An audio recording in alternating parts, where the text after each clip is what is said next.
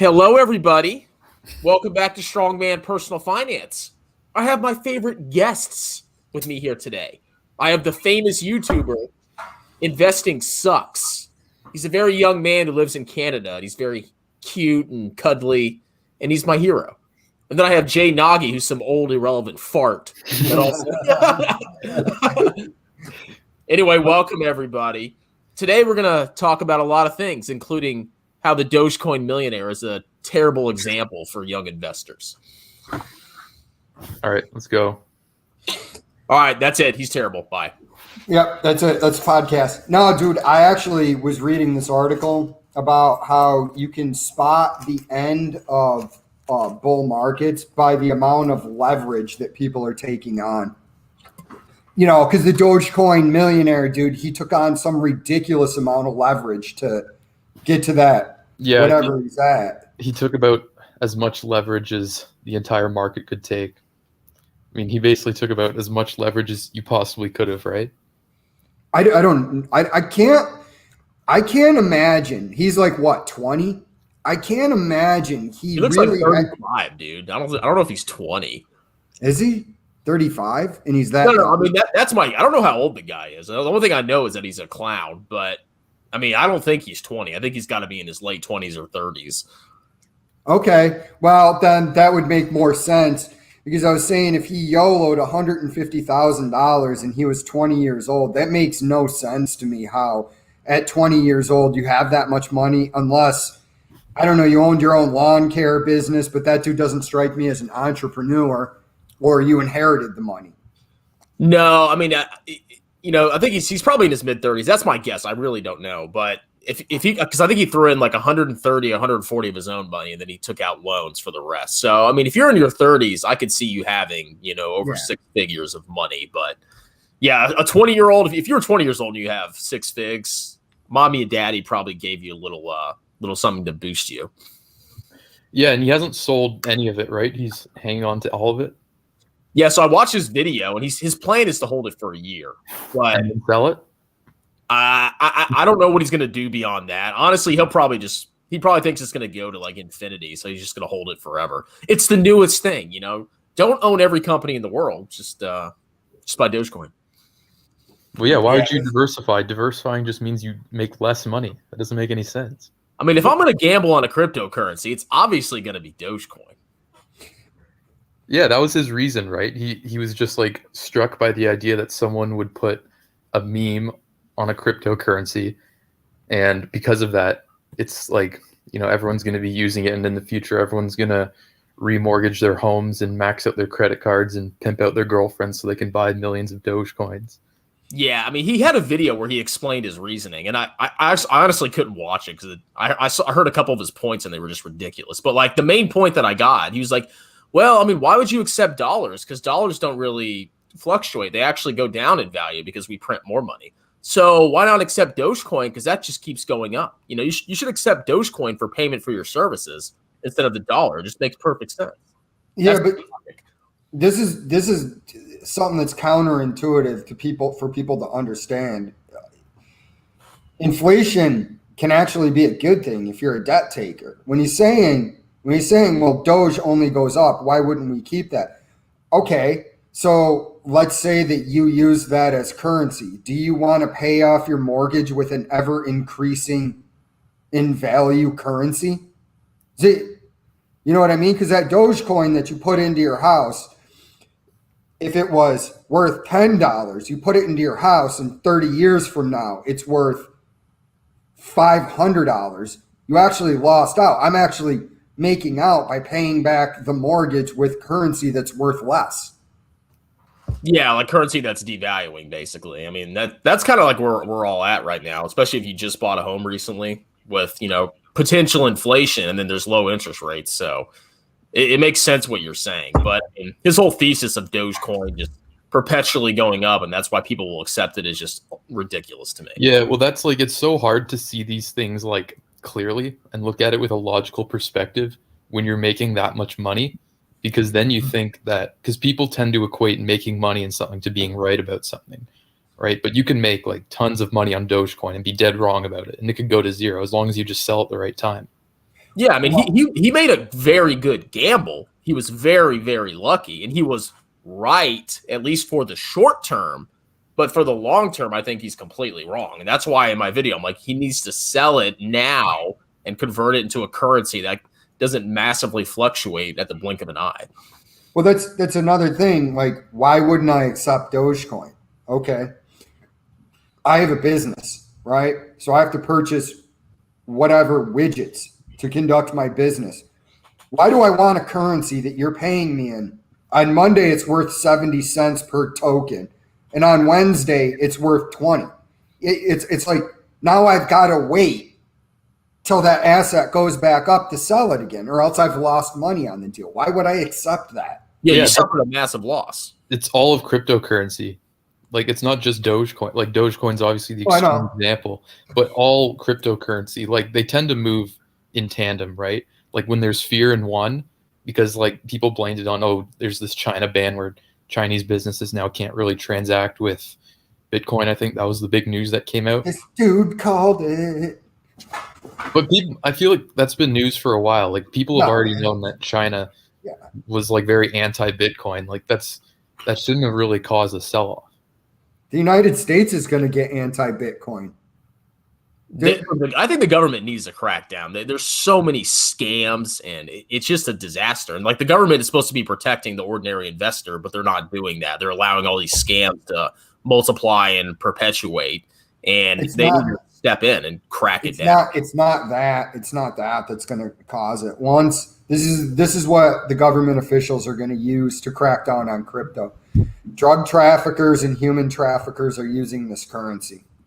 You know what? So I have a theory. So there was actually that. So I live in Virginia, and there was like this pipeline that got hacked or something. You guys might have read it in the news. But the CEO of the pipeline company they paid the ransom, and I'm wondering if the ransom was paid with cryptocurrency. It probably was, which might have been like a catalyst to be like, this stuff is BS. Well, yeah, dude. Because here's the thing: it takes a lot more work for the hackers to have to. Russia's not going to extradite them anyways, but it takes a lot more work to just move that around through different banking systems than to just say, okay, we want $5 million in Bitcoins delivered to us by 11 o'clock. So they take those Bitcoins, boom, it's thrown in here. That's untraceable. And yeah, like, you're right. That's how it's going to come down to. Like, these people doing these hacks also on top of the human trafficking and drug trafficking, which I don't know how you traffic drugs anyways, because it just seems like that's a couple of consenting adults making a transaction, but whatever. I know all about drug trafficking, Jay. I'll tell you offline. Dude, I was actually thinking about this. Like, what if you were just a nasty-ass accountant and you, like, forensic accountant, and you went down to the cartels and gave them, like, lessons in accounting on how to hide their money? Like, would you get arrested for that? Yeah. I mean, probably. I don't plan on doing that. You know, I thought about it, but I think I'll just stick with the best forensic accountants are the ones that come up with the methods that aren't known yet, right? Because once it gets known and people, know what the method is, then obviously people are using it. It's too late at that point. That's another point I've made about these people with their system. I have a proven system that beats the market every time. Pay me $1,500 and I'll teach it to you. Okay. Are you referring to somebody name that begins with J, perhaps? No, I'm not him. I know what you're saying, but this is the one that I see where they're like, this day trader has invented this new that'll make you 100% a day. And it's like, okay, well, if I developed that system, you know how many people I would tell about it? None, till I was a millionaire several times over, and then I just tell my close friends. Because if it worked every time, then everybody could come into the market and do it, and then it wouldn't work every time because everybody would do it. So, no, that guy just, here's the worst thing about that dude. Some of his stock picks really aren't bad, and he does pick good stocks. Like, I personally wouldn't own Facebook, but that has more to do with the fact that my two largest index funds holdings, It's already in the top 5 in both of them. So why would I continue to buy it? You know, it just puts me over concentrated in those particular stocks. But well, I mean, what I don't like is about his picks is there's no like proportionality. There's no explanation of, well, this, you know, you should keep it to within a certain percentage of your portfolio. Yeah, this is a good stock, and there's no guidance. It's like, well, what percentage of my portfolio should I have the stock in? There's nothing. So people that are watching his channel are just like probably YOLOing all their money into 2, 3, 4 stocks that he's pumping up. Well, this is the thing that I've tried to say to people when I'm crapping on Meet Kevin and I'm crapping on Jeremy. You would not hear a peep out of me if Meet Kevin was like, yeah, I have Tesla overweight at 10% of my portfolio. Guys, you shouldn't overweight your portfolio to 10%, but I'm doing it anyways. This is a gamble. This is speculation. And he didn't sell courses. It's the same thing with Jeremy. I would say 0 about that dude. I would even, in fact, probably say pretty nice things about him if he didn't charge people $15,000 to join his Facebook group. Because, I mean, that's just criminal, man. Or it should be. I mean, yeah, I'm not against people talking about individual stocks, but you need to have caveats on every video saying you should not put the vast majority of your portfolio in individual stocks. But these guys don't do that. And they're setting a poor example, kind of like the Dogecoin Millionaire. Yeah, there's got to be a crackdown at some point, right? Like sometime in the future when all these kind of speculative markets settle at some point, and then people come to the realization that just having these social media influencers make outrageous price predictions to get views, it's probably not a good thing, and there should be some form of regulation on it. Look, Tesla is going to, what is it, 6,000 now? Is that the new number? It doesn't even matter. It just has to be about as high as it can. It's going to have a 7 trillion market cap. Honestly, I'm going to do an analysis. What I'll probably do is I'll look at the next biggest 2 car companies under Tesla. I'll probably combine their market cap, and I'll say that's the real price target of Tesla. Because Tesla could grow to be like potentially the biggest car company. It's entirely possible one day, but they're not going to be as big as the next 10 car companies combined. I would say maybe as big as the biggest one or the 2 biggest ones combined. The more I see what the legacy automakers are doing, that new Ford Lightning is a sexy bitch, dude. Yeah, it is a sexy bitch. Yeah, and like the more I see what they're doing, the less faith I have in Tesla being even near the top. I mean, go back and look at the number of automobile makers there were in the 20th century, and then come back and tell me how many are left today. And the legacy automakers have such an advantage. The car industry overall is not something I would invest in anyways. So, you know, then you got to factor in their power, their solar power. And it's like, okay, I'll explain this to you guys. I was a electrical generator mechanic in the military. You can only cram so much solar energy per square foot. And for the most part, most of these solar cells, you'll see extremely large ones when they're doing like renewable energy things, and they put out about as much power as it would take to make your toast in the morning. Like we should have Chris back on here, because Chris is way more knowledgeable about power production, so he can actually break down on why solar power is just not energy rich enough. Jay, I'm right here. What are you talking about? No, but none of the fundamentals matter. It's just about, the Twitter memes that Elon posts. He's like the godfather of cryptocurrency. I mean, whatever crypto he's pumping is the one all the clowns going by. It's like that guy needs to be shut down, and shut down hard, because he's just playing. He's grifting. He's grifting right now. There is. I was suspecting this in the beginning. He's running those crypto markets, and I suspect he's throwing that money into Tesla. I can't prove it, obviously, because I don't know what he's doing. But it's like, here's another aspect of Tesla on why I would sell. Any company that I held shares in, if they were like, we picked up $1 billion worth of crypto, I'd be like, you did what with my money? You bought crypto with it? You have crypto on your books. Okay, sold. That's actually a perfect time to sell because everybody will probably go buy the company, but it's complete disaster for them to put their money in crypto. So you probably sell out at a decent price. Yeah.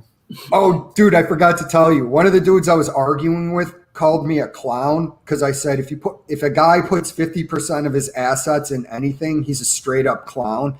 This dude goes, I have 50% of my portfolio in the S&P 500. You don't know what you're talking about. And I'm like, that's 500 companies.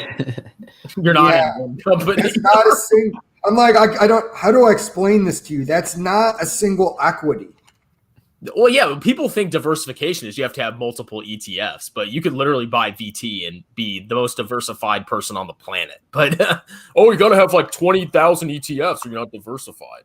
Yeah, in terms of equities, right? But there's still diversification. Like people want to diversify into crypto, people want to diversify into real estate. Well, I mean, you can. Real estate is the equity market. I mean, unless you're talking about like personal real estate, but I mean. Crypto, I just don't think it's a diversifier. I mean, diversification, you want to have something that doesn't have a lot of correlation. So when one thing goes up and the other is going down, you can like sell at a high and buy at a low. But crypto is just out of control. There's no way to rationally value it. Here's a YouTuber, a big YouTuber that did the crypto market correctly.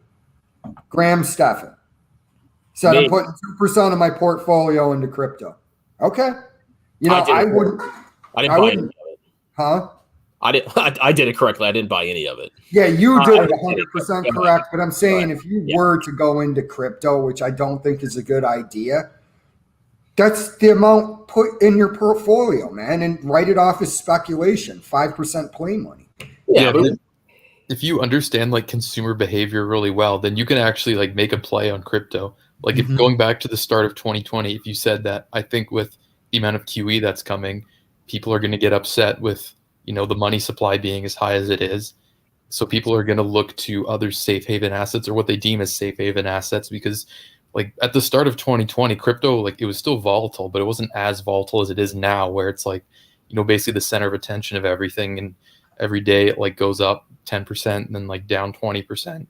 But before it was people actually thought of it as like an okay safe haven asset. So you could have been like, all right, it makes sense to buy into it now and then maybe hold it for like a little bit, see where it goes. No, I don't disagree with you. Even a smart play on crypto is what my buddy John did. And he bought, he speculated with like $400 on a crypto mining stock. It went up like 12,000% on him. Wasn't that Riot? Yeah. So he did it right if you're going to speculate. I mean, John makes bank. He makes over 6 figures. So $300 is not anything to him. I can't convince him to sell it because he keeps telling me I'm wrong on crypto, but I'm like, dude, he made like 12x. It's like, come on, just sell it. Go find a new one. He didn't make 12x. He made 4,000x. He turned that $3,000 into like $12,000. $3,000 into 12,000. $300 into $12,000. Yeah, that's what's been happening. Like one of my buddies, he put $100 into some like random meme coin, like one of those dog coins, right? That's like, Shiba Inu, or it wasn't even that. It was like one like even, and the only reason he bought it was because the price was so low that he could buy 1 trillion of it, and he wanted to be able to say that he owned 1 trillion of something. Yeah. So he bought it, had 1 trillion of it. And then within like a few weeks, it went up like 7,000%. So he was up to like 20K off of $100 investment. And then he sold some of it. I think he's still hanging on to most of it. I think my friend's putting out some money. He put like I think he put like 1,000 into a Safe Moon, which one of the other famous people just tweeted about. What isn't it like David Portnoy or something like that? Yeah, David Portnoy didn't you do? Was that the crypto video I watched?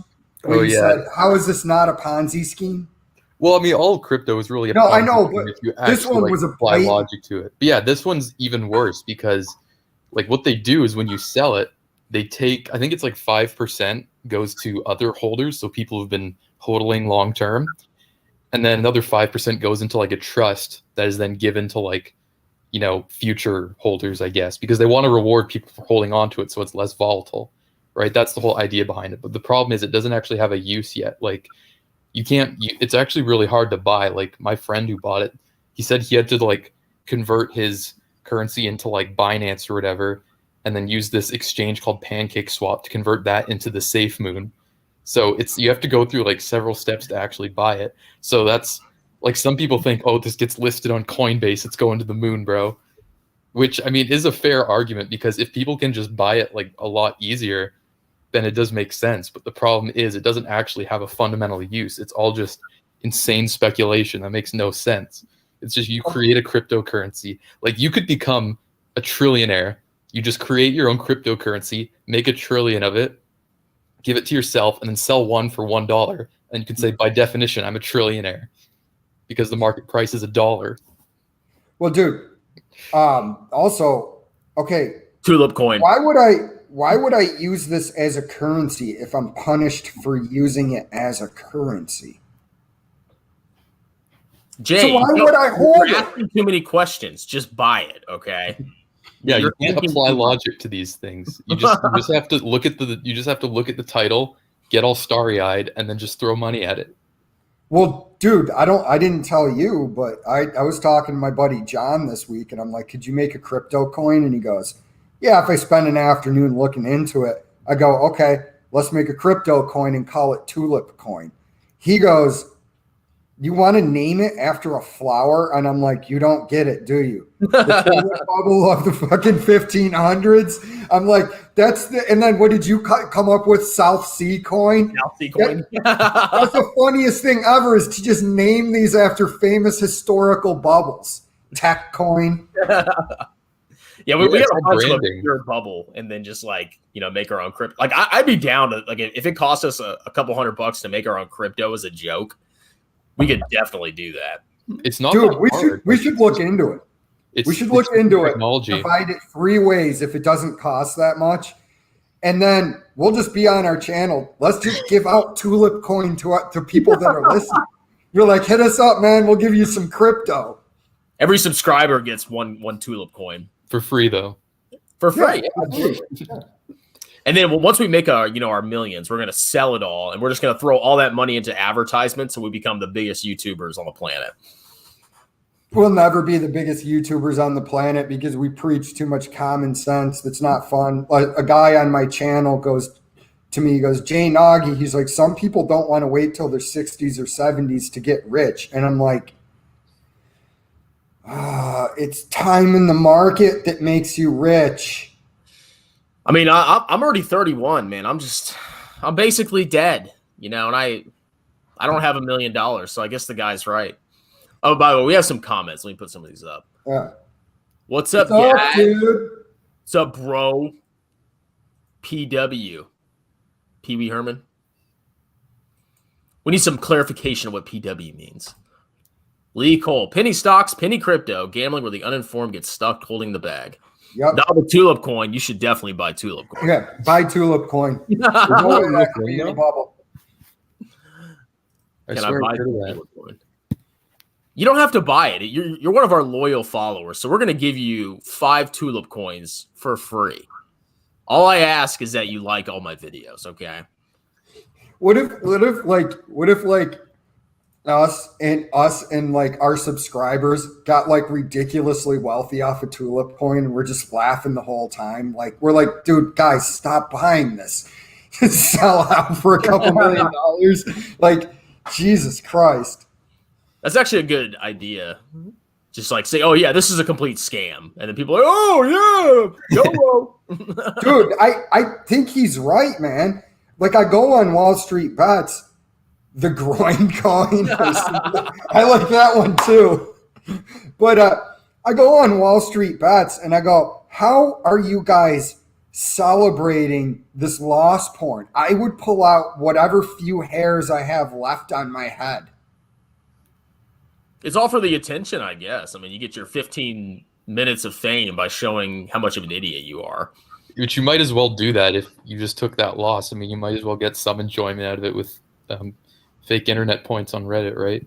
Yeah. Don't you get isn't there a way you can get money on Reddit? Like, there's like badges or something. I don't really understand it, but there's like I don't know if you can actually like convert it into real money. I mean, I don't know. Someone might be able to correct me on that, but I know like you have to pay Reddit to get rewards, which cost like different amounts depending on what the award is, and then you can give those to people, and they can like they get access to like certain perks. Like there's a secret subreddit called r/lounge that if you acquire a certain reward, you can go there for like a month or something. Oh man, now that would be an accomplishment if I could get there. I'd rather invest in growing and watch it grow.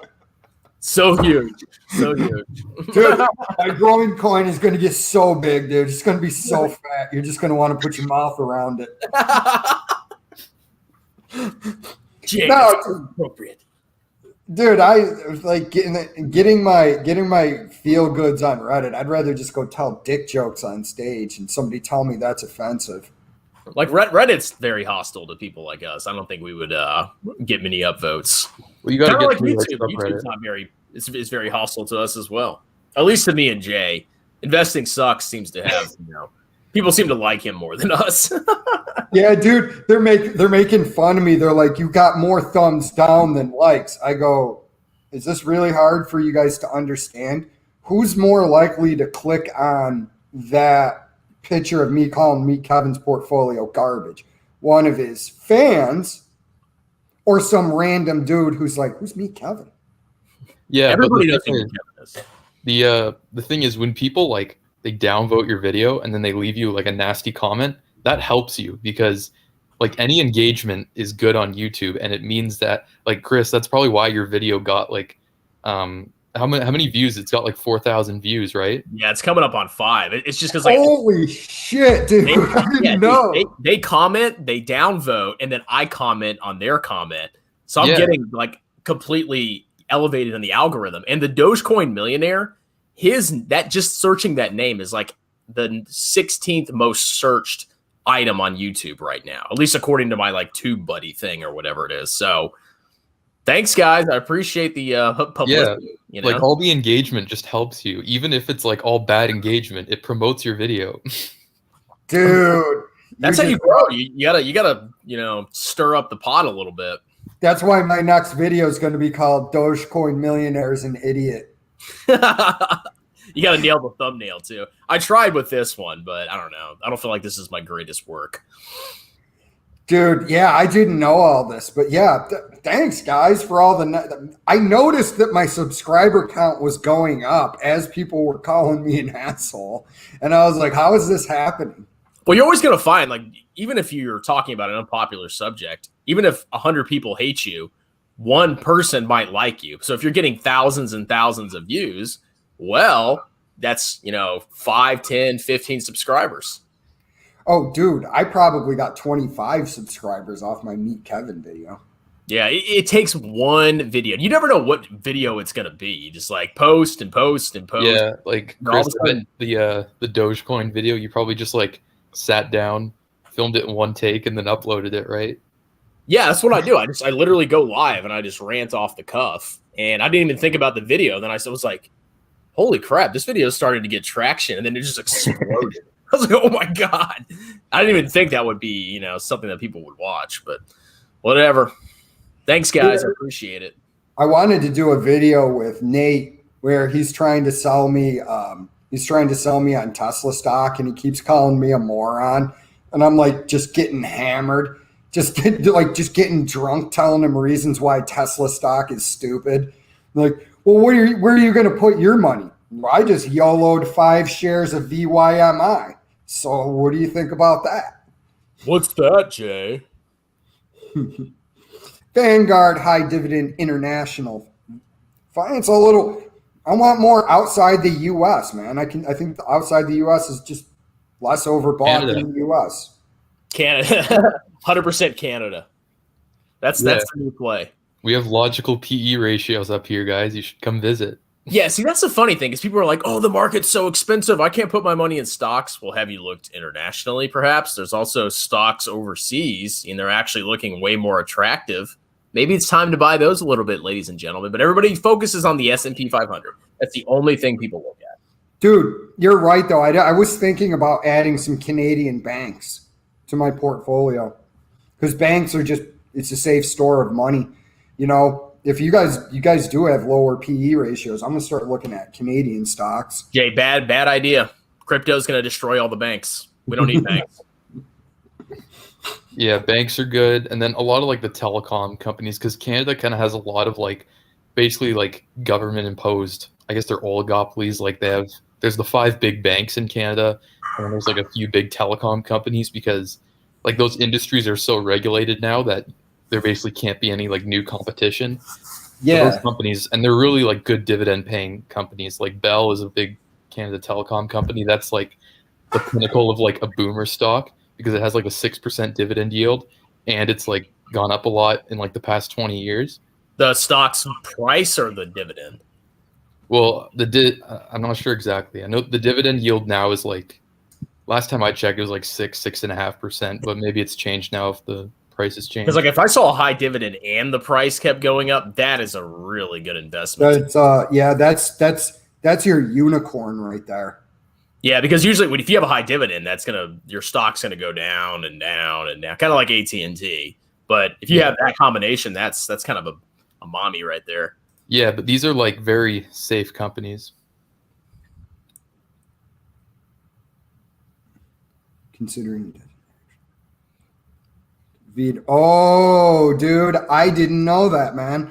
Well, I haven't really paid attention to where he bought it at, but yeah, that's funny. He's like, I'm Dogecoin millionaire. Like, you don't even actually own Doge. Yeah, some guy tried to tell me that he calls himself the Dogecoin millionaire because he has millions of Dogecoins, not because he has millions of dollars, which is complete BS, because he wouldn't call himself the Dogecoin millionaire if he wasn't showing millions of dollars on his portfolio. So I just find it ironic that the guy's all big and, cryptocurrency is the new future, and then he has this freaking money, or he's measuring his wealth in a legitimate currency, the dollar. Dude, well, once we make tulip coin or groin coin, we can call ourselves groin billionaires. Groin coin billionaires. We just keep growing and growing. Yeah. So much wealth. Jeez. Dude, your wealth is so big. Just keeps getting bigger. What are you doing? So we actually have 8 whole viewers right now. So if you guys don't know, I'm Strongman Personal Finance. I'm the sexiest man on this panel right now. Please subscribe to my channel. The next sexiest man, he's a young Canadian. Investing sucks. Please subscribe to his channel. And then this ugly, disgusting, despicable human here is Jay Nog. Please check out his channel as well. Dude, I got to go back to make hookers spitting in my mouth videos. Just make some ARC videos, man. That'll get you some traction. Like the videos I've made that have gotten big or decently big, big for me, are Dave Ramsey, ARC, Tesla. I just did an AMC video that actually got him a lot of attention. And then, dude, I watched that. And when you were laughing about how it can't pay off its debts, what'd you figure out its quick ratio? It was like 0.3. It was the worst current ratio I've ever seen in a company. It's like, this company is screwed. But if they can like continue to raise capital at their current prices, then they can pay off those debts. It's just not going to be with actual cash flows from operations. It's just going to be with more investor money, right? Yeah, that's the only way they're surviving. Like their current assets are so low. Like I was like, how are you going to pay your bills? How are you going to pay your bills, guys? Those Redditors probably don't know that they're just getting their ownership diluted. Yeah, by all those extra shares being issued. Yeah, the more shares that are issued, the less earnings you get per share. What? Mm-hmm. Fundamentals do matter, no matter how much you don't think they don't. Yeah, that's what I try to illustrate in those videos. It's like, I mean, have you even looked at the 10K? I mean, I did like a very basic analysis. I didn't read the notes. I just went and looked, and I didn't even prepare for it. I just jumped into it and just gave my opinion. And that's probably more research than 99% of these clowns have done on these stocks. Dude, so if you're watching right now, don't buy meme stocks, okay? They're garbage. Well, you can play meme stocks if you're balls deep in Wall Street bets and you're just doing it and doubling your money and getting out, because these idiots are bidding stuff up. GME is still, what, $150 a share right now? Yeah, I mean, I haven't checked in a while, but I mean, just their fundamentals, like they have these massive revenue declines year after year. Mhm. Yeah, I it's mean, going to be a slow decline, just very, very slow over the years as people lose interest in the whole meme thing. Yeah, I mean, eventually I don't think that company's going to survive, or if they do, it's going to have to like radically change. We have a comment here. If you invest in crypto, no matter what coin it is, you don't own it unless it's in a crypto wallet. I mean, I don't think people care about owning it. I think they're just trying to make money, which is why they're buying it on Robinhood. Like, I don't think they're true believers. Yeah, that's the whole fallacy of it, is like it's being used to speculate, right? Because if people were investing in crypto for the reason you would invest in crypto, which is because you think it's going to be the currency of the future, you would buy it not on Robinhood, but with an actual like wallet, because then you own it and you can use it to buy stuff if it does become a currency in the future. But then again, I go back to what we were talking about earlier. Jimmy's 174. It's the market. It's the market can stay retarded longer than you can stay solvent. But quote exactly. It was out of this book. Oh, wait a minute. You want to know a better book, guys? I haven't done this in a while. I'm a really crappy marketer, but I actually have a book. It's called Stop Being a Broke Loser. And that's me on the back. See that handsome, sexy beast? So go on Amazon and buy my book, okay? I need bubblegum money. Well, dude, when you watch my my new Ryan Scribner, where I take his course, and like I'm like, here's some books that you might want to read, and I hold this one up, and then I go, all of these, I'm like this, and then Stop Being a Broke Loser. This is less than $30 on Amazon, and it'll teach you way more than a YouTuber's course ever will. That's my problem with courses. You can go and get a bundle for $60 off of Amazon. You could just read 6 books, the 6 books that I'm ordered. I'm waiting on the little black book that beats the market. You could just buy these books. You will know more. You will know everything that you need to know about investing from those 6 books. You spent less money. Yeah, or you can just get them from the library for free. I mean, I've been. Oh yeah. Or yeah, I this went through one. a phase. Yeah, I was reading tons of books from the library just to like update. Because like I'm an accountant, I'm not a stunk guy, so I really had to like grow my knowledge. I did it at the library for free, ladies and gentlemen. And your library might provide free access to like research platforms. Like my library gives me free access to Morningstar. So I can go on there. Oh, yeah, you told me that, dude. That's sick. It's awesome. Like I go and look at stocks on there all the time just for fun. Yeah, dude. Morningstar is a great resource. I should probably get a subscription to it.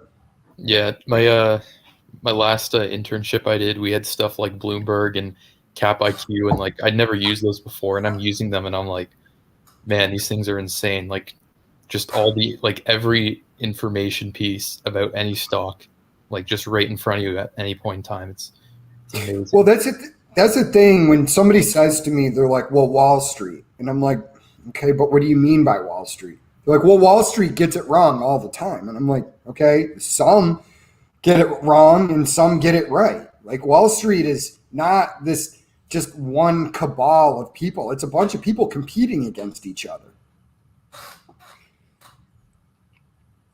Yeah. Dun, dun, dun. Yeah, no, it's just, oh, but Wall Street, what do they know? Like, okay, here's another way I know that your favorite YouTuber that I crap on doesn't have a market-beating formula, because if they were just slinging stocks on YouTube, some hedge fund would come along and be like, "Hey, man, how would you like to make hundreds of millions of dollars?"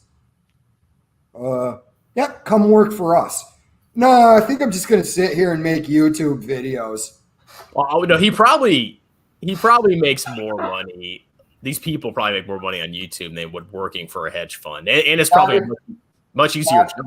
Not if you were some like Peter Lynch type cat, you wouldn't. Which these guys make themselves out to be. I mean, maybe Mr. J is maybe he's being contracted on the side. You know, maybe he's giving some consulting services to Goldman Sachs. Yeah, he's probably just going into Warren and Charlie's office going, You guys got to realize something. You know, I did one semester at a community college and took one accounting class. So sit down, Warren, with your MBA and your track record in Charlie, and just sit here and learn about why whatever the tattooed chef is going to be the new hot it stock. The tattooed chef. I mean, is it like what do they cook? What's so special about them? Are they vegan or something? Mm-hmm. Yeah, that's a smart play. That's a smart play. Buy a stock that approximately 1% of the population it's going to appeal to. Yeah, that seems reasonable to me. Hey, it's a loyal 1%. It's a very loyal 1%. They're never going to leave.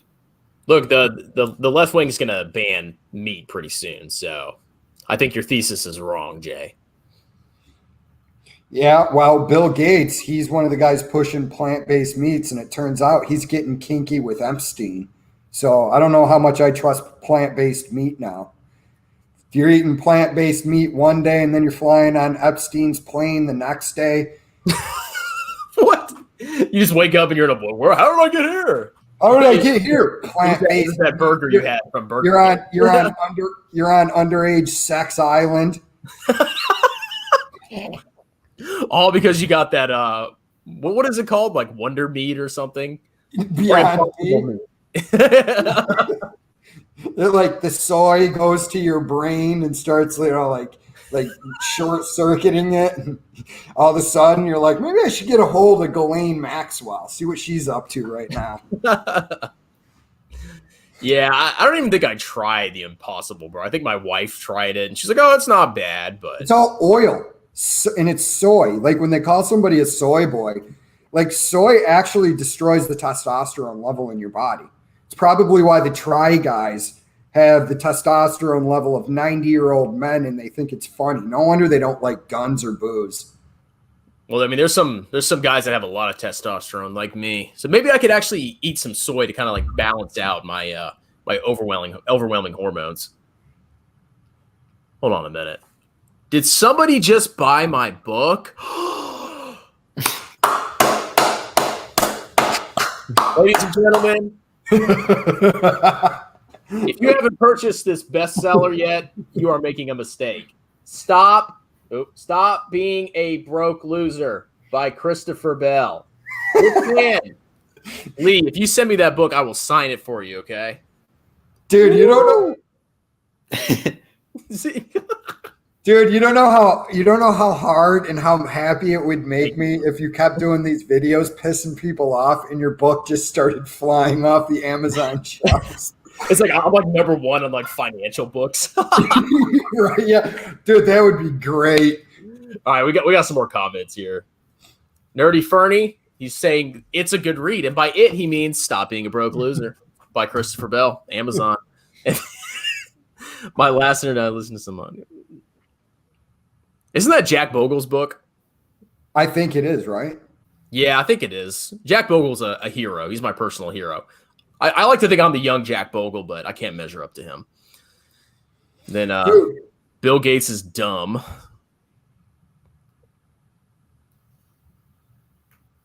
Dude knows about the medieval warm period, man. Does that mean you actually did your research? That's very uncommon. He probably also doesn't know that the Romans used to grow grapes in the British Isles, and they still can't do that today. And also, like, I'm supposed to take these super wealthy people seriously on climate change. You just bought a house on the beach, and you're warning me that Florida's going to be underwater in less than 100 years, and you're buying beachfront property. Okay. I mean, he's going to sell it probably. I'm actually worried because, like, if there is global warming, I live, like, right next to the coast, and my area is known for flooding. So if there's any kind of, like, sea level rise, I'm kind of in trouble, which is why I probably need to get out of here sooner than later. Maybe I'll move up to Canada. I'll live with Investing Sucks. You want to be flatmates, but do you call them flats up there, or do you call them apartments? No, we call them apartments. We got a lot of fresh water up here, though. We actually got more fresh water than the entire rest of the world combined. Oh, yeah, a lot dude. of oil up there, too. A lot of shale. Yeah, I mean, oil sands. Oil sands in Alberta. It was smart. It was smart shutting down that pipeline because now we'll just bring the oil in by train and truck, which is more dangerous. Yeah. Biden's thinking that out. I mean, the whole oil thing, to me, the argument's just ridiculous. It's like, obviously, all right, we need oil. It's not going away until we can find sustainable alternatives. And once we do it, okay, oil can go away, but it's not for a long time, especially in developing countries that really need it to, fuel their development. That's what I pointed out because I heard somebody talking about Africa alone is supposed to add 1 billion internal combustion engines to the world over the course of this century or something like that. So Africa, it was correctly pointed out by Investing Sucks, or not Investing Sucks, Everything. My bad. Everything Money pointed this out. They said as the Chinese labor, when they can't use slave labor, as they get wealthier, manufacturing is probably going to go to Africa next. So yeah, that makes perfect sense. I mean, it's going to go to this place, and Chinese wages are probably going to go up and up and up, and then they're going to turn into a bunch of service-oriented consumerists like we are in America. Yeah, I mean that's how it goes. That's the pushing the cost down that happens. Like once we started this stuff and it left America, then it's going to go to China. China becomes too expensive. It goes to Bangladesh. Their standard of living rises. Then it goes to Africa. It goes wherever, man. Because in those countries, it's the harsh reality that they'll work for 15 cents an hour. Yeah, I mean, people always take the job that is best available to them, right? And there's a lot of people throughout Africa. I don't have statistics on this, but they're living subsistence lifestyles where they have a farm, they grow their own food, and then it's hard to kind of develop economically when you have these gangs running around murdering villages with machine guns. You're kind of worried for your life, not really about how to start a business to make money, right? Mm-hmm. But as the pressures of just the financial system, as they move in there and a country gets wealthier, that stuff can't go on. Yeah. They kind of need strong dictators, at least for the time being, to really clamp down on that kind of stuff. Yeah, man, it's unfortunate. I don't know. I'm not smart enough to figure out what you do. I just know that labor will move in there because it's just cheaper. And China is actually developing large swaths of Africa as we speak. Yeah, Africa is going to be it would be great to know where to invest there. But right now, I mean, the companies are mostly mining companies. There's really nothing appealing that's coming out of there yet. But I mean, their population is going to freaking explode over the next century. So if they can act. Yeah, go ahead. So I mean, they can actually develop good rule of law and generally fix a lot of their problems. That place can become enormously wealthy. Yeah, I mean, go ahead. Sorry. Yeah, so I was just gonna say basically what I've seen is there's a lot of people that use Africa kind of as a buzzword when it comes to investing, because the general sentiment is there is going to be economic growth there in the future, right? Because you can point out, well, look at marginal returns. Right now, the best place to invest would be Africa, because if it's developing economically, that's where the money is to be made. So then they say, oh, there's this African company that's being listed on the New York Stock Exchange that, it's the best way to invest in Africa right now. And then everyone goes and buys it. So, yeah, and that's dumb because, I mean, honestly, Peter Lynch points this out. Walmart. After the Walmart IPO in the early 1970s, we had about 10 years to see that the company was going to stick around before it really took off. The same thing with Amazon. Right after the crash in 99, it was really 10 or 11 years before Amazon really started to take off. So if you were confident in that company, could have been buying from 99 to 2010, when you're talking about, oh, there's this emerging markets company, there's the hype around Africa, you should buy this. I'm going to look back at you and be like, but why? I don't know if this one particular company is going to go on to be anything. Just because it got listed, just what, on hopes and dreams? Because that's not, it's what's the probability of this company taking off? And what's the probability of this being the best place to put my money? Yeah, that's kind of what one thing I've been thinking about this recently, like the whole like, African companies considering to be like, the next source of economic growth and kind of like the new wave emerging economy. And it kind of reminds me of like something that could become like, a tech bubble or like a crypto bubble where there's all this hype around this kind of idea of like this new thing that could potentially make people a lot of money. So then everything, like in this case, everything Africa starts to go insane. Like it goes up and up and up because people are like, Africa is where all this economic growth can be had, right? And then only a few companies survive. It's the same phenomenon that just repeats itself again. Yep, this is exactly what happened after the tech bubble. And it's like, I forget what, there's a famous investor that said this, is like, there's the Joe Kennedy shoe shine boy tip, but it's when this nurse walked into the break room when I was eating, and she's like, "Oh, you're like a stock expert," and I go, "No." I was like, "You can't be a stock. There's no stock experts. There's only educated guesses. Anybody that tells you they are is just lying to you." But she said, "I should buy Tesla, right?" And I go, "Okay, why do you think you should buy Tesla?" And she says, "Well, because that's the stock everybody's buying." How I know it's in a bubble. Soon as my mom starts talking about crypto, I know the end is nigh. My mom's 72. My mom's 71 years old. Soon as she goes, "Jay, do you think I should get in on some crypto?" I'm going to go, "No." And it should be about this time next week that this market falls apart. Yeah, I got a question. Has she started talking about Safe Moon yet? No. My mom's always talking about her Lockheed Martin stock, which Lockheed Martin's not a bad play right now. At least it's not overbought. But what was that channel you showed me, Jay, with the guy that has a software and he's always drawing on the whiteboard? I'm trying to think. It's like a really good channel where they just analyze Lockheed Martin, and they said everything. I think they just did Lockheed Martin. They said it wasn't a bad buy. Yeah, dude. What I like about that channel, where I got into everything money, is Paul just savaged me, Kevin, and he goes, "This is everything that is wrong with the market. This guy is going to commit financial manslaughter." He said the same thing about Cathie Woods. And I like his 8 pillars that he, like when you go through his 8 pillars, it's a good metric. I mean, I don't buy very many individual stocks, but if that guy gives good advice, if you want to be an individual stock buyer, we talk about this all the time. None of us really see the point of doing anything other than taking play money in, because it's like, I work 40 hours a week.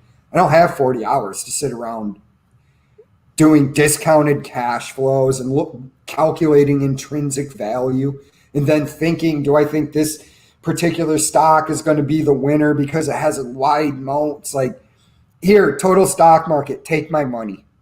Yeah, and the more I learn, the less confident I am in picking individual stocks, because people don't realize this. Everybody's looking at the same stocks you are, and they see the same data you are, and they're all making their best possible guess. So just because you see a stock, oh, it's got massive revenue growth, everybody else sees that too. So that doesn't mean you're necessarily paying a good price for it. Well, the number one rule in investing is maximize your returns. And you can maximize your returns by having no losses.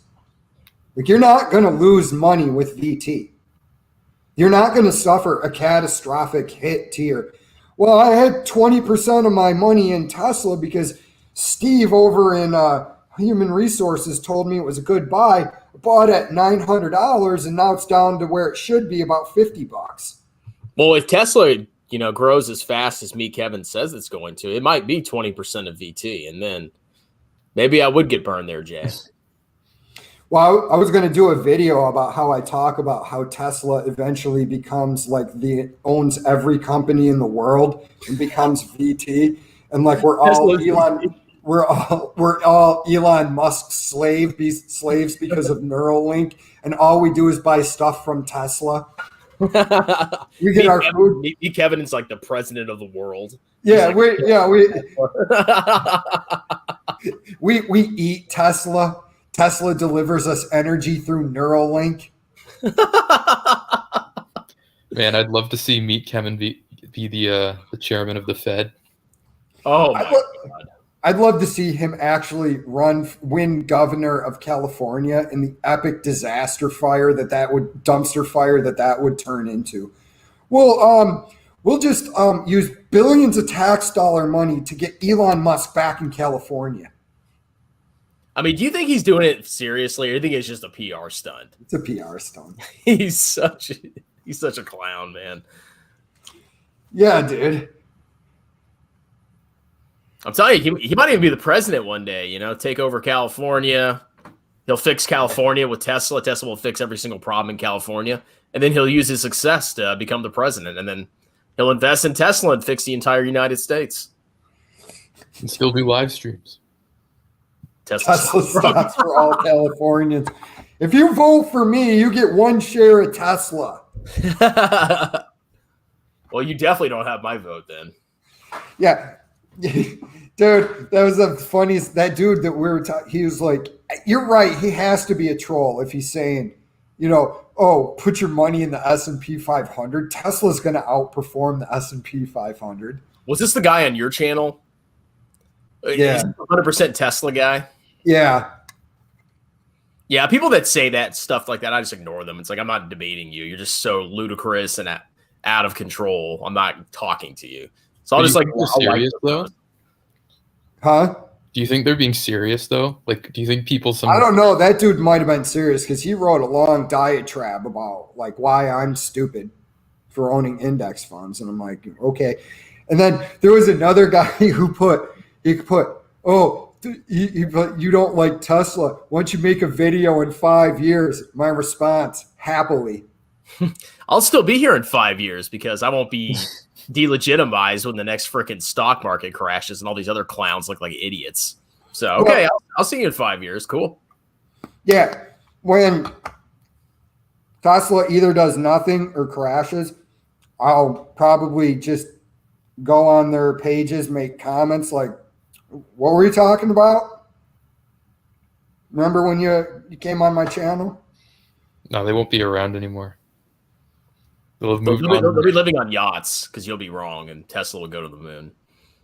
They'll be richer than Bill Gates because they levered up Tesla. Yeah, Tesla's gonna be paying 150% dividend, and then the stock's still gonna go up by like 2x every year. So you're just gonna be they're gonna be incredibly wealthy, and you're gonna be incredibly wrong. Buy Tesla stock. I'm selling my kid to buy more. Yeah, I don't even know if it's gonna crash. It could just stay flat because like it's at its current valuation, and that's where everybody's thinking it's gonna be.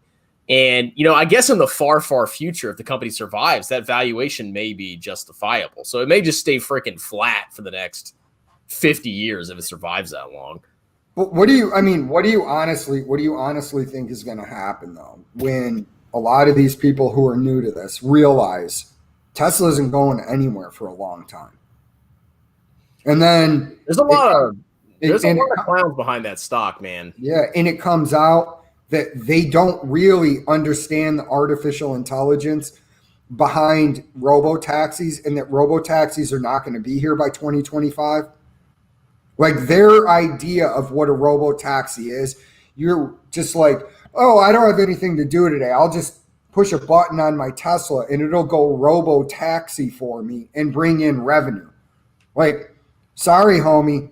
There's already been a bunch of accidents with autopilot. User error, some.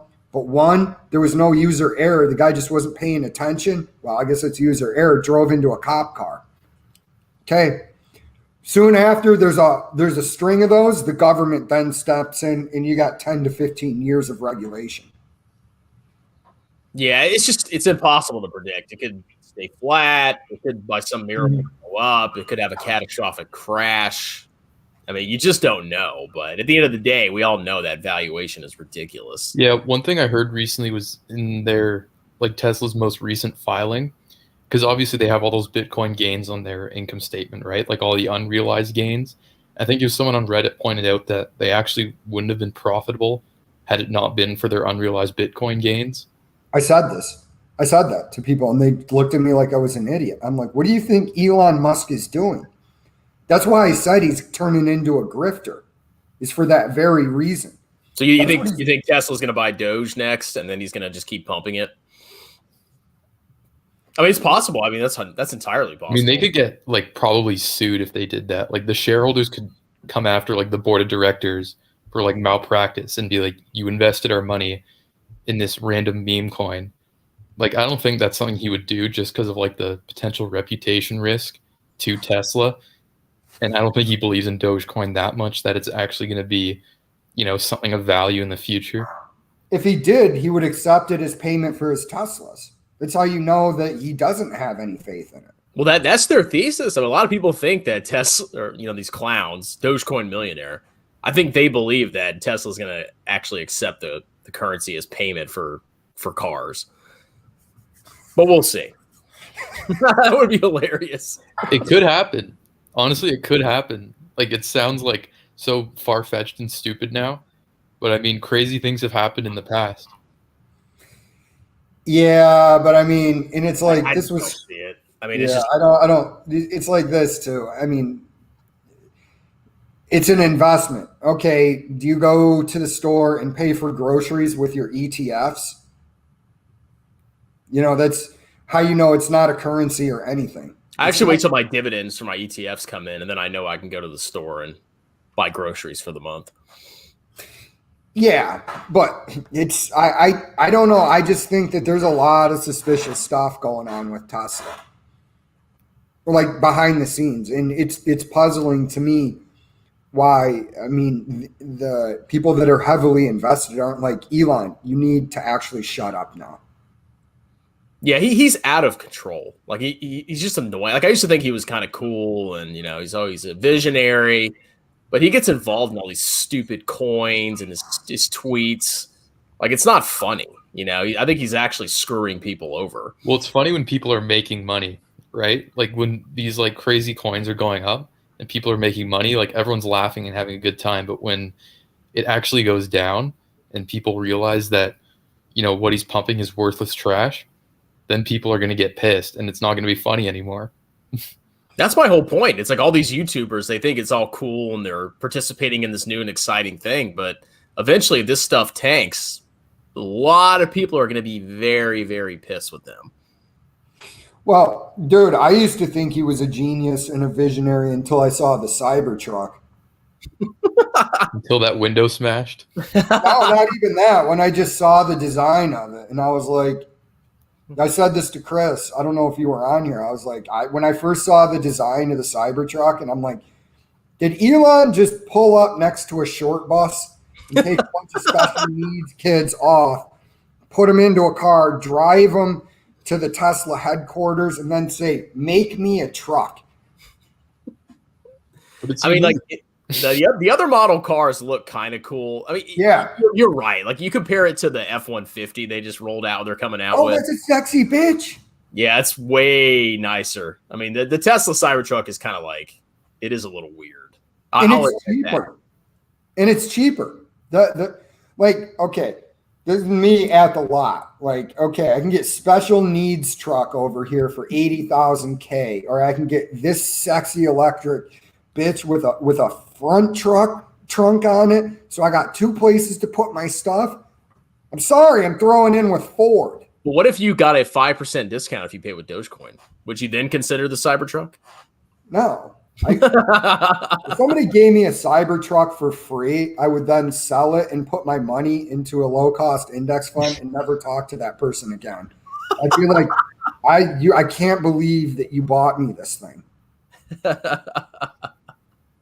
Yeah, that is my goal. Like, if I ever win a car, I am instantly selling it, and I'm freaking investing it in stocks, like, without a doubt. The last thing you want to put your money in is a car, even if you get a free one. Yeah, I mean, I agree with you. I mean, at minimum, yeah, I would sell that new vehicle and then buy a nice used vehicle and take whatever's left over and put that into my into my tax advantaged accounts. What's a tax advantage account, Jay? What is this thing you're referring to? Do you think like any of these people have actually mentioned like Roth IRAs or 401ks? Is that a thing on those other channels? I've heard people say why I don't use a Roth, and I go, okay, you're out. I can't take you seriously at this point. They're like, well, because I want to start collecting my dividends. Okay, the odds of you as the average dude needing to collect before 59 and a half are extremely low, unless you got a YouTube channel. You don't want to collect dividends, in my opinion, unless you're actually legitimately retiring early before you can withdraw from your tax advantage accounts. You don't want to be collecting dividends. You want to be reinvesting them. But whatever. Yeah. Cool. But yeah, it's, you know, that PPC Ian dude, his portfolio is not bad. I'm not going to criticize it. If you wanted to run your own portfolio, he has a pretty good diversified from what I've seen. But when you talk Ian? PPC Ian is the guy's name. Yeah, is he just like a random YouTuber? Yeah, he's a YouTuber. He's actually really funny, dude. Where he talks about his thug life picks, like how he's like his ride or die picks. He talks about Johnson and Johnson as a ride or die. Walmart, baby, ride or die. And he's just this like skinny kind of nerdy white guy, so it's funny coming from him. But I mean, he talks about how he doesn't use a Roth, and I go, okay, but no matter what way you look at it, you're better off maxing your tax advantaged account. Yeah, and if you're making a ton of money, you can max your accounts and still have extra money left over to do whatever YOLO crap you want to do. So, I mean, it's just, to me, it's there's no debate. You at least max your tax advantage accounts. And then if you can save more, then okay, then you can put in whatever you want. Well, this is the thing I would say to him on why I disagree with him when he's like, he actually ran the numbers, and over the last decade, he's gotten extremely close to what the S&P 500 returned. So what I would say to him is, okay, well, you're not crushing the market. You're an excellent investor because you're staying with the market. But what's the point? Why are you wasting all this time and energy? You're not getting outsized returns. And he probably underperformed when you factor in taxes and transaction costs. So matching the S&P 500 as a trader means you're actually losing to the S&P 500. Yeah, and I agree with that. I was just throwing that out as an example, but it's like, okay, but like then you're not factoring in the time cost that you put in. So even if you did exactly manage when everything was included, the S&P 500, you still lost because you lost time. All right, so let's take a quick comment break, and then I'm going to advertise this thing I want to sell people. It's a $15,000 course. Is it Tulip Coin? Tulip. If you just signed in, we're starting this new coin called Tulip Coin. Now, if you haven't read history about previous bubbles, don't worry about it. But we think we have this bull thesis that Tulip Coin is going to go to the moon. So whenever we release it, we highly recommend that you put all of your life savings into it. So here we go. Tesla stock for all. Oh, we already did that. Yeah. Tesla's the cure for cancer. Yeah. I mean, they're going to do everything, bro. Probably. Intel stock. Yeah. Yeah, exactly, dude. Then what is this? So people don't pay a fee when they use their coins to pay for goods. I'm pretty sure if you pay with a coin, don't you have to pay taxes or something? No, the IRS is going to crack down on transactions of $10,000 or more. And I knew this was coming. They're taking baby steps until the eventual ban. That's what I think. Yes, they are. And, okay, well, I'll just do transactions in $9,000 increments. Good. Okay, now that's called scheduling. And they'll come after you for that. See, the IRS doesn't play around, man. Yeah, some of my friends are like, oh, they're never gonna be able to catch us when we're trading our crypto. It's like, yeah, BS. The IRS will find a way to catch you. Don't give me that garbage. Tesla's in trouble. Their cars are crap, and they aren't making money on sales. That's true. I've never driven. I'd be curious for somebody that owns a Tesla to tell me what they're like in an unbiased way, because I've never sat in one. So, I mean, I don't know. They're good. Like everyone who I know who's owned one, like have said that they're like they make all other cars feel like stupid. Like they're like the actual models, like the Model S, you know, the ones that have like come out in the past few years. I mean, I don't know anyone who's like driven in a Cybertruck or like I mean they aren't out yet, right? No, but it doesn't matter. If it's an electric vehicle, it'll make an internal combustion engine look stupid because torque is instant at the wheels. That's why a golf cart feels like a rocket when you step on the gas, and that doesn't have any horsepower. I mean, they're probably a cool novelty, but I mean that doesn't mean Tesla's gonna, continue to dominate the cool novelty electric car. This is actually a good point, which I think I read this. Ford sold. Holy crap, dude! I was unaware of that. I mean, I believe you, but if that's the case, I don't know. I'm not too confident about Tesla's long term. Well, they're not a car company; they're a tech company. Come on, guys. Hello. I did a video on this, guys. Okay, I looked at their revenue. I think it was like 85% of their revenue, and it's been consistent is from cars, but they're not a car company. They're not just a car company. I'm so sick of hearing that, okay? You would know that if you looked at the 10K viewers. Anyway, so the comment break is over. But if you haven't bought my book yet, Stop Being a Broke Loser, go ahead on Amazon and buy it. Yeah, no. Enough about Tesla. I get tired of hearing about them. All right, we're right. Everybody else is wrong. Don't do anything with Tesla. Just don't buy it. Thank you. Yeah. Next subject. What are we going to talk about next? Like, well, one more comment. Like when people were like, they're going to be included in the S&P 500. I was like, I wish they weren't. That means I have to own them. Oh, you want to hear something funny? Yeah. So after I made my my latest video, the Safe Moon parody. So I my uncle, he works in cybersecurity consulting, and he showed that to like a lot of the guys who like work under him, who are apparently like young guys, like like low 30s, 20s, and they want me to come to like one of their meetings and like talk to them about Safe Moon and like cryptocurrencies. Like they have these scrum meetings, where they just kind of like have like quick chats about stuff. So I guess like crypto is probably something that a lot of these guys spend a lot of time looking at, right? Being in like cybersecurity consulting and all that. So I don't know if they want me on there to try and debate them, or if they want like me to just kind of like give my opinion on it. I mean, I don't have much of an opinion. It's just kind of like, don't get involved in random coins that people just make out of thin air.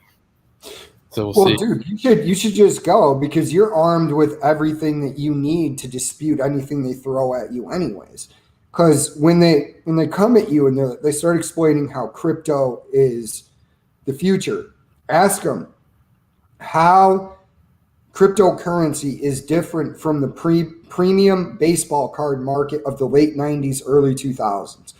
And if you're unfamiliar with that, what happened was they started making these premium premium baseball cards like they're doing with what's that one everybody's into? I'm a little bit old with like Pikachu or whatever. Oh, Pokemon. Yeah, Pokemon cards, right? Come on, Jay. So the people that produce those in the late 90s, early 2000s, they were like, hey, these are premium cards. They're much better built and they're going to be worth a lot of money in the future as an investment.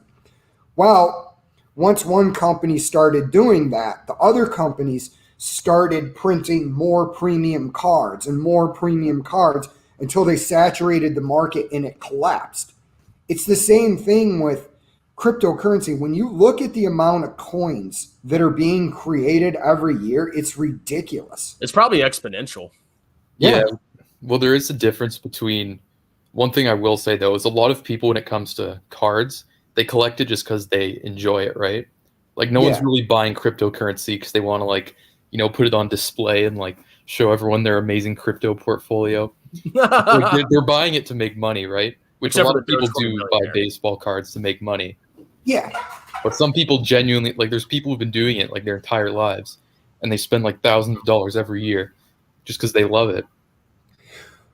Yeah, and there's nothing wrong with that. It was like, before I knew anything about investing, a guy told me when I was like 20, he invests in comic books. I was like, okay. Now that I know a thing or two about that, I would explain to him at the time, like, that's not store of value, dude. Yeah, Like that's comic something books are fun that you do, and some people can make a lot of money on that, but don't bank your retirement on that. Is he putting all his money into comic books? I don't remember. It was so long ago, dude. But I was young. I didn't know anything at the time. I was like, okay, but that made no sense to me.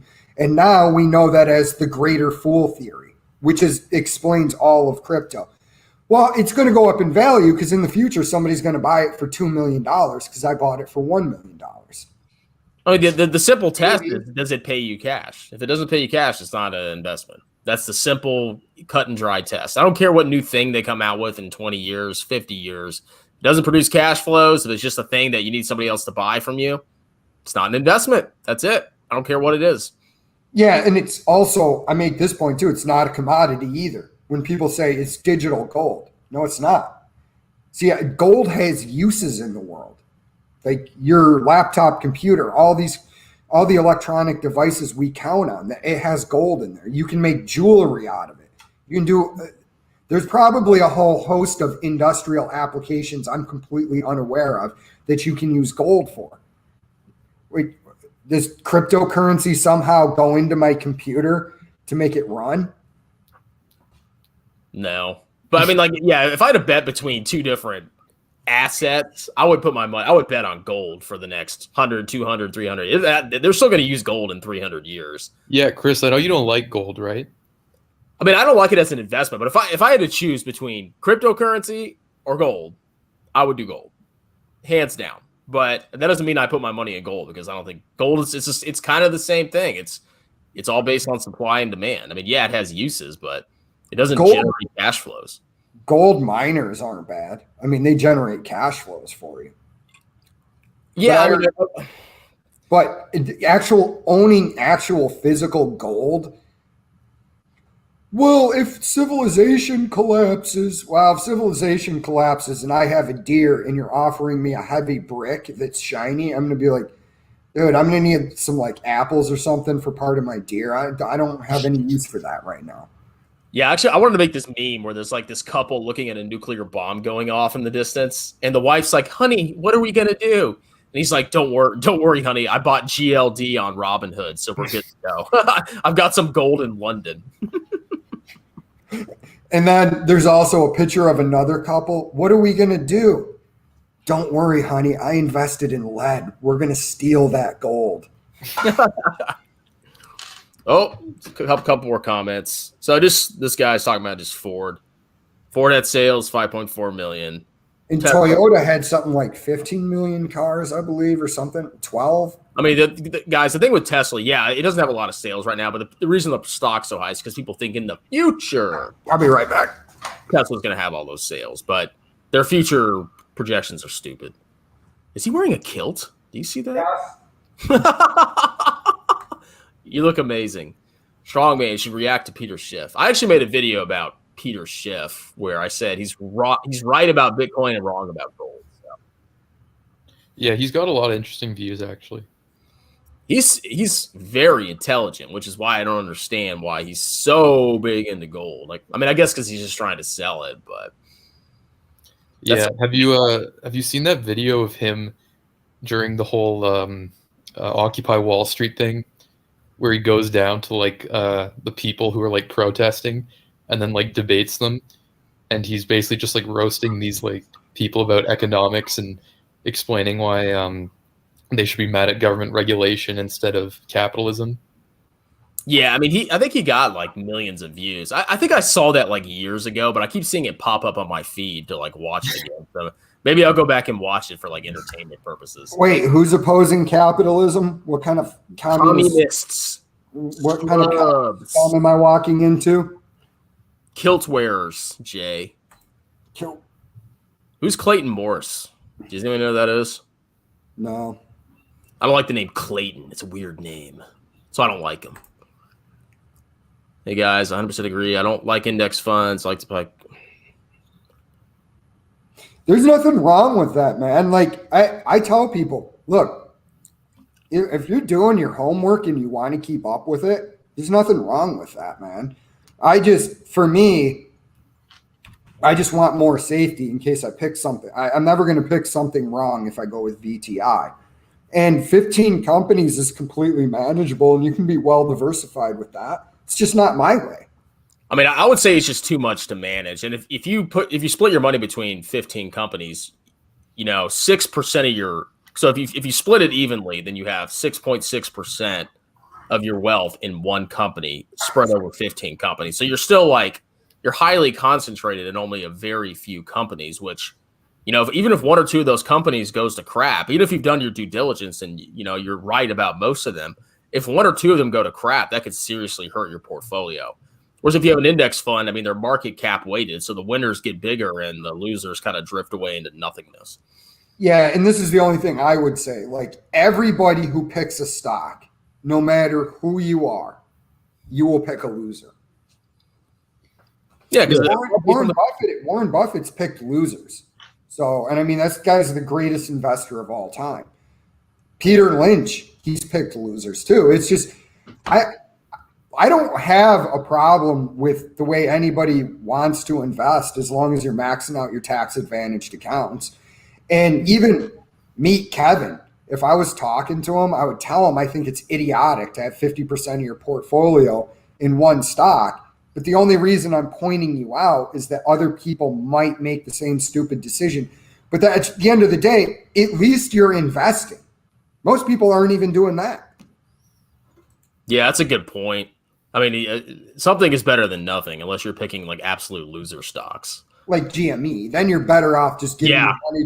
Don't buy GameStop, everybody. Then you're just better off giving your money to that hobo on the side of the street screaming about aliens talking to him. That's the guy I listen to for he told me about VT actually, Jay. There's the occasional rare hobo that's just got that hobo wisdom after years of riding the rails. That's gonna be me if I ever hit a brain problem. The one thing I'll remember is VT.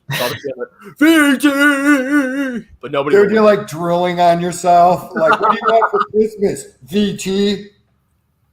All right, so we have a question here about Whole Life. Whole Life is a complete scam. It's garbage. It's trash.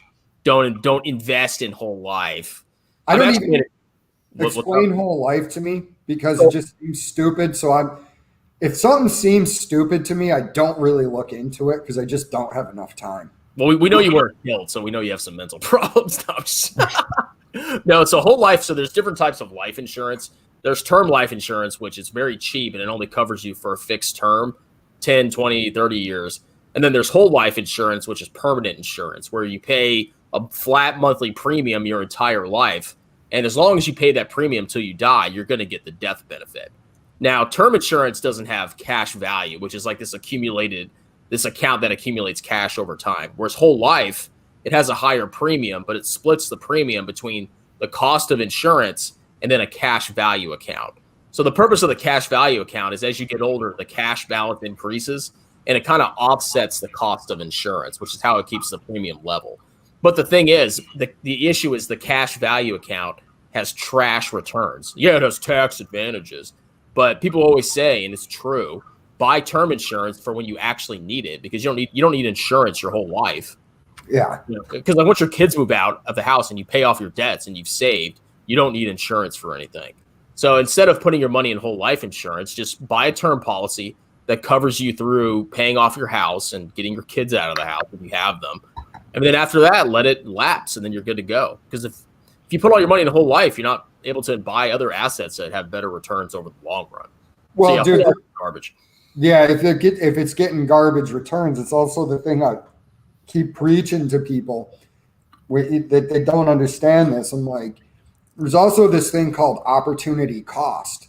And so, I was explaining this about student debt.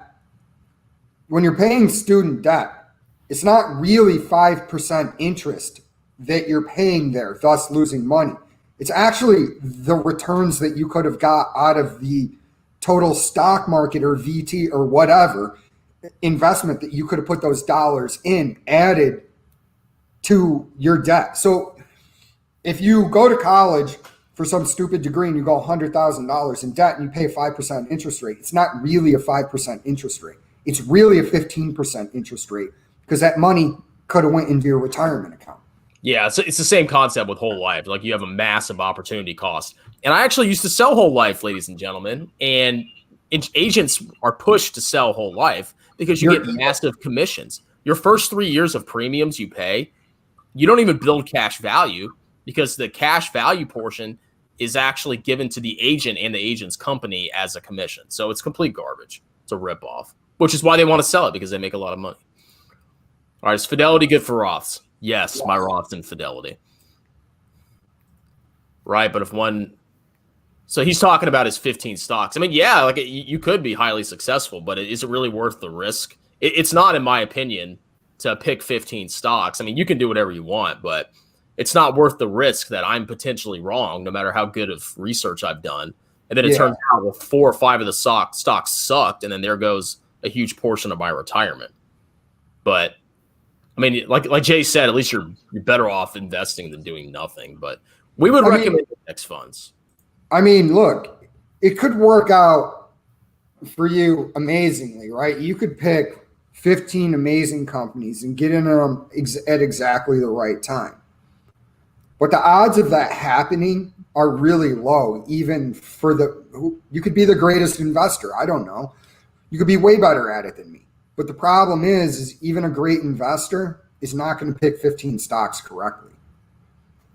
Yeah, and I've read a couple books where you want at least 30 stocks to be like truly diversified. This is like academics. Like, I mean, I don't know if that's the case, but 15 just seems kind of not enough, in my opinion, if you want to be truly diversified. But I mean, Sven Carlin holds 20 to 30, I think.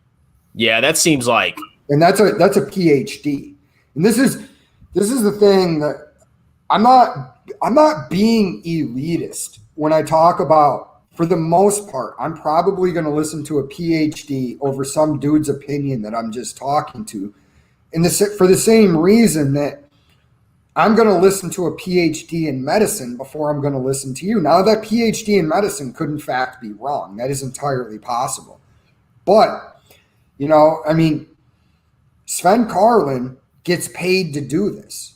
And it again goes to, are you a guy that works 40 hours a week? Okay, so you've eliminated actually 50 hours out of your week between commutes that you don't have to pay attention to everything that's going on in the news. And if you have a whole bunch of individual stocks, your attention better be on them because anything can and does happen. Kodak was a great investment in the early 90s.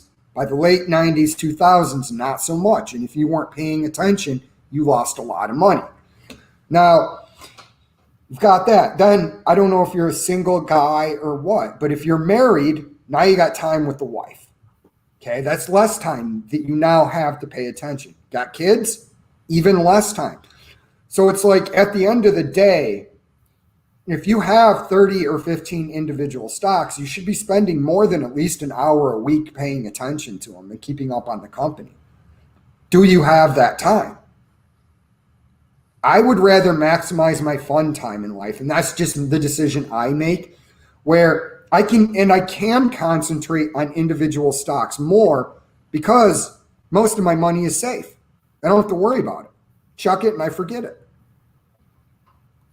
Yeah, it's just the opportunity cost. Like you could be doing other things as opposed to focusing on 15 stocks. Because like to me, that's a lot. Like I say you need 30 to be like diversified, but yeah, I had like 5-6 ETFs in my Fidelity.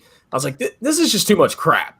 And I was like, I'm just consolidating. I'm putting it all in VT and then a little bit of real estate and a little bit of small cap. So now I have 3 things that I have to worry about instead of 15, It's just a lot of work. Well, the great thing about ETFs and index funds is you don't have to worry about them. My best performance, I've probably like the first 5-10 years I was investing, I didn't really even understand like indexes. Like I just put all my money in a target retirement fund in my 401k and, just my regular taxable account. And I did extremely well. And I didn't know basically anything. I just knew index funds were good. Now I know more about why, but I still did extremely good because I didn't even think about it. I just maxed everything and that was it. And I let it grow. Yeah. I mean, there's some people though that like genuinely enjoy like the whole research aspect when it comes to companies. which if you like that and you want to do it as a hobby, then that's fine. And people like, kind of associating themselves with a certain brand that they feel connected to, right? Like if there's some like beer that you really like, you might want to invest in the company that manufactures that beer. And it's kind of like emotional investment. But as long as you recognize that and you recognize that, there is the risk and you're probably better off just investing in, the broad index fund, then it's fine. Like if you recognize the risk, then honestly, I don't have a problem with it. And like, you can make your own voluntary decisions. And there's a lot of propaganda against index funds from the financial services industry because they want you to put your money with them or, at least trade stocks so they generate fees. So, I mean, I don't know why you don't like index funds specifically. Maybe you can tell us more about why, but just be aware there's a lot of propaganda out there that's against them. But at the end of the day, they're just superior in the very long run. They are by far superior. Michael Burry was coming out talking about the index fund bubble. And from the research I've done, here's the index fund bubble. Baby boomers sell off a bunch of index funds and then they drop. Then I buy them. I mean, it's just my time horizon. My time horizon, even if there was, my time horizon is so long that it doesn't matter if there's a bubble. Like, that means like all the companies in the index fund have to also be in a bubble then, right? Yeah, but because that's why he's partially right. Because we're in a bubble right now. I mean, here's the thing. Like the reason I don't think there's an index fund bubble is because just look on YouTube. Look how many people are so interested in trading individual stocks. If everybody was buying index funds and just buying and buying and buying, okay, I could see his point. But there's so many people that, are actually trying to like play the market that the index funds are never going to be this ultra dominant thing. That's just a massive bubble. When somebody says they're like, okay, index funds ruin price discovery, but they don't. If everybody was indexed, the market would collapse, but it wouldn't. And here's why. If everybody index fund, then there would be mismatches in the price, and then people would go and buy those individual stocks. That's how that works. I would probably, if that was the case, I'd probably consider doing that. Yeah, I mean, we're not there. Not even close. No, dude, no. The number, this is the thing too, is when you're investing, you run the numbers. What's the probability? The actual evidence all points to the average return for retail investors who buy stocks is 2.5%. And then the average return discounting inflation for the S&P 500 total stock market is like 6.7 or like 7%. The best performers are somebody that sets up an automatic contribution to their 401k into a target retirement or a S&P 500 fund. Doesn't think about it, just doesn't know crap about stocks, but they max out their tax advantaged accounts. They're going to be a millionaire. Whereas most people that think they're smart, they're going to be trading stocks, but after taxes and fees and stupid investments, they're not even going to come close to that person that just did it. I know a guy at work who used to be an electrical engineer, got sick of being an electrical engineer, went back to school, got his master's in nursing. On the weekends, he likes to value stocks and look at the plumbing of certain index fund. He actually said to me, he goes, I was looking at the Wellesley income from Vanguard, and do you know it's performed about the same as the S&P 500 over the past 20 years? This guy owns almost no individual stocks. And he even says, he's like, I don't have any confidence. So he values stocks for fun, but all of his money is in index funds. Yeah, like I said, the more that I know, the less confident I become in individual stocks. Like every time I look at a stock, I'm like, okay, well, the PE is low. Why is the PE low? You just, I don't know. To me, it's not worth it. But I mean, we're not going to tell you if you really like what you're doing. Okay. I mean, we're not going to hunt you down and, string you up or something. But I always recommend 95% index funds, preferably total world, and then 5% play money. You do whatever you want, crypto, individual stocks, just to keep yourself entertained. All right, let's get through a couple more questions. We're actually getting a ton. One of the main benefits.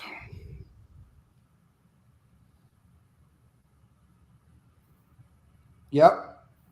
Yeah. It's 100% true. Trust me, dude. I went a little bit too nuts experimenting with Alibaba And right now I'm like, fuck. Oh, by the way, if everybody hasn't subscribed yet, please subscribe to my channel. I'm Strongman, and I am a very handsome and sexy certified public accountant. Please subscribe to Investing Sucks. That's that Canadian gentleman. And then the guy that wears the kilt with the paperboy hat, that's Jay Nagy. Please go check out his channel. Check out that Silver Fox's channel. Oh, and a perfect plug. Don't buy Jimmy, don't be a broke loser. Nerdy, stop being a broke loser. Come on. Stop being a broke loser, everybody. Dude, see how much I'm trying to exploit you guys by my $10 book? Dude, that would catch me immediately if I didn't know you. If I was scrolling through books, stop being a broke loser, dude. I'd be like, I have to know this guy. That's my thesis. I'm like, okay, all these other finance books are like how to build wealth and invest good and live responsibly, and then it's stop being a broke loser. Yeah, people are gonna be like, oh, what's this? Well, dude, I read something the other day. Is Dave Ramsey getting investigated? For what? Oh, is it for like firing people and something like that? No, for something about the investments he steers people towards. Because you were the one that told me he steers people towards loaded funds. Yeah, I don't know if he's being investigated. I mean, I'll look into it. That'd be funny if he was. I'd make another video probably dumping on him. So we'll see. I don't know. I'll check it out. But yeah, he steers people to financial advisors, which if you don't know me, ladies and gentlemen, I don't like financial advisors. They charge high fees and they will underperform the market in the long run.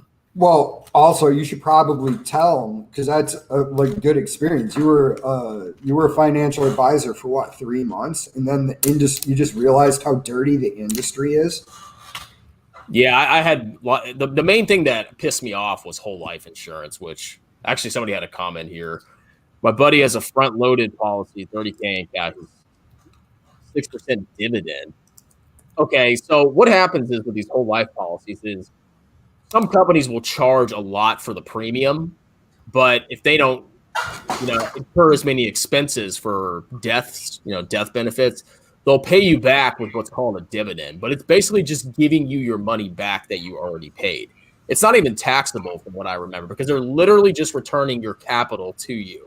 So just because a whole life policy has a dividend doesn't mean it's a good thing. And you don't need life insurance your whole life. Once your kids are out of the house, once your house is paid off, if you have $1 or $2 million saved up, what do you need insurance for? If you die, let's say your spouse doesn't work, if you die, your spouse can live off your investments for the rest of his or her life. You don't need an insurance policy, which is also going to be eroded by inflation significantly. So you may have a $300,000 policy now. Oh, that's a lot of money. In 50 years, that ain't going to be jack. So you don't need it. It's just a scam. It really is a scam to rip people off. Just sign my 20-year term. There you go. I'm actually going to buy my wife a 10-year term, in case she dies and we put the kids in daycare. It's true. I am. I'm going to get a 10-year term on her. Maybe I'll I won't say that. Maybe I'll get censored by YouTube. Maybe I'll dispose of her and collect the dividends. 30 is too much. That's for individual stocks. I mean, I have 7,000. Is that too much? You know what I'm saying? Maybe. Yeah, 30 would be a lot to manage, but that's what I read that in a book, an academic book about diversification. So, I mean, you don't have to. I mean, and look, I don't think Microsoft or Apple are going anywhere anytime soon. So probably just one of them is enough, or Amazon is enough for exposure to the tech sector. So then, I mean, you could move on from there, slap a couple banks in there, Chase, whatever. I mean, you can get diversified. It's just, I don't know. I would just rather buy the whole stock market. Yeah, I mean, I would buy, if I was going to do individual stocks, I would probably do every sector. I'd look at the best 1 or 2 companies in each sector and buy those. Or here's an actual really good play on if you wanted to buy individual stocks. Berkshire Hathaway, you pretty much have the greatest investor of all time picking individual stocks for you.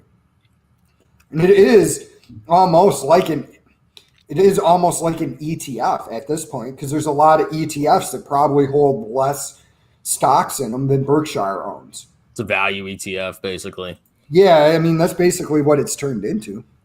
But you should be ashamed of yourself. You better get my book right next time. Oh. You know, I mean, I read that book. Is it good? It's a good book. It's like it basically summarized like everything you need to know. He says it in a very clear, concise way. I mean, it's not as good as my book, but it's actually a really good book. I would recommend you read. I'll check that out at some point. I got a lot of reading to do with these 3 books that I bought. And then the final comment. This is hilarious. Funny to know that they will see the book. Stop being in the order. Dude, that is funny. They're like, what is this? Who's questions about? Yeah, I know, you're right though. Berkshire is basically a value ETF at this point. Yeah, I wouldn't be against. I mean, maybe not 100% Berkshire, but if you're going to pick one stock to own and not anything else, I'm gonna amend it. If you were going to put one stock at 50% of your portfolio, where you wouldn't really hear a lot from me on it, it would be Berkshire. But then again, even though it is Warren Buffett, I am going to be critical that 44% of the portfolio is Apple. And yeah, actually, yeah, that's a good point. I forgot that. Like, and I know that, and I'm well aware that Warren Buffett is smarter than me and better at investing than I am. Well, what is Berkshire really like? Is it just a giant giant conglomerate that just owns shares in a bunch of companies? Is that all it is? Or is it like an actual asset management company? Warren Buffett bought it in the 1960s, if memory serves, and it was a furniture company. And it was a bad investment. So what he did is he kept it, and then he used that company to start buying up other companies. Like the exact details, I don't know, I'm giving you bro level knowledge of it here. But so he just started dividing up pieces and, he owned X percentage, whatever that was. Then you got a piece. He threw in some of his money. He took investors' money. He started buying up other shares in other companies. So, yeah, I think it is just like a massive conglomerate. But like it is hyper concentrated in Apple. So that's something to keep in mind as well. Yeah, we never advocate more than 5% or maybe 10% if you think you're a genius of stocks and individual stocks. Yeah, it's just anything can happen. I mean, I'm surprised. I don't think he bought it at that level that it was 44%. I think it grew to 44%, which isn't the worst thing.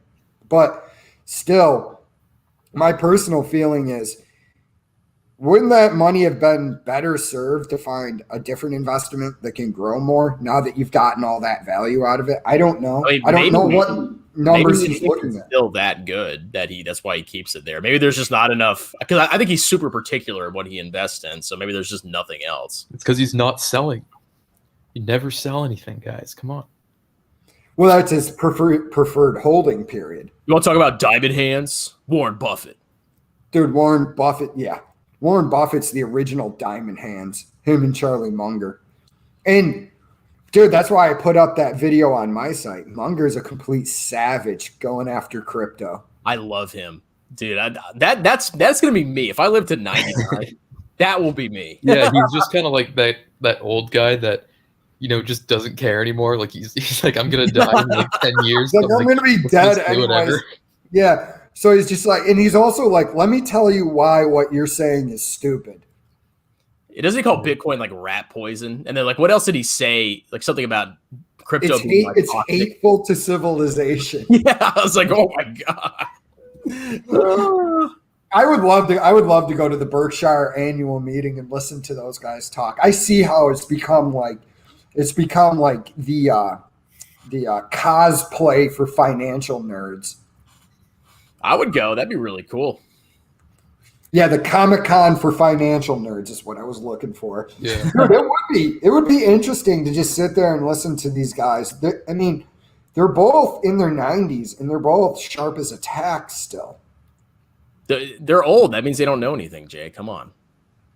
Yeah, If you're over 30, you're a boomer. Apparently, that's what people even call me a boomer for my. I'm like, I'm 31. I'm a millennial, but I guess I'm a boomer.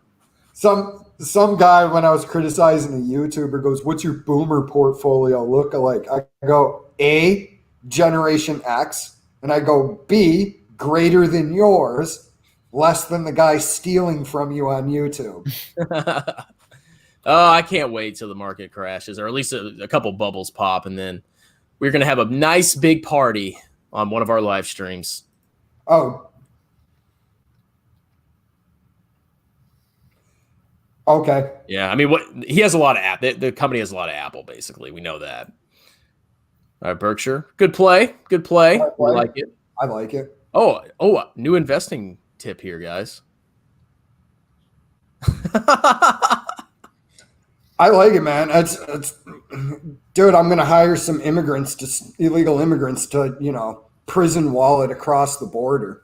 You need to do Cuban cigars, man, since you're so close or decently close. Dude, I wish I knew some Cubans because I would done. I don't know how to get Cuban cigars. Besides, are there like a billion Cubans in Florida? Yeah, but they're all in Miami. Miami doesn't even speak English. Well, maybe you need to relocate then. There's business opportunities. Quit my job. Like, what are you doing now? Smuggling Cuban cigars into America? Making millions, bro. All right, guys. I think I'm about to shut it down. Any last comments? Oh, wait. Nerdy Furdy's Cuban. Hey, dude. There's your source. There's your dealer right there. All right, I got nothing else. So we can go around the table. But my last comment, if you haven't already, like the video, subscribe to our channels. I'm Strongman Personal Finance. Investing Sucks, our Canadian friend. Jay Nagy, check us all out. Subscribe. And thank you very much. Any last comments, Jay, or Investing Sucks? No, I'm good. You're doing the right thing watching us. Yes. Responsible. You're doing the right thing if you buy my book. If you don't buy my book, you're scum and you can go away. Never talk to me again. I'm just kidding. Well, thanks for tuning in, ladies and gentlemen. I'm going to go finish watching Office Space. I've never seen it, so I'm trying to finish it before I go to bed. Oh, dude, that's one of the greatest movies of all time. I love that movie. All right. Yeah, we'll be on every Saturday. Maybe it'll be somebody else's channel, but you guys have a wonderful night. All right. See you guys. Later.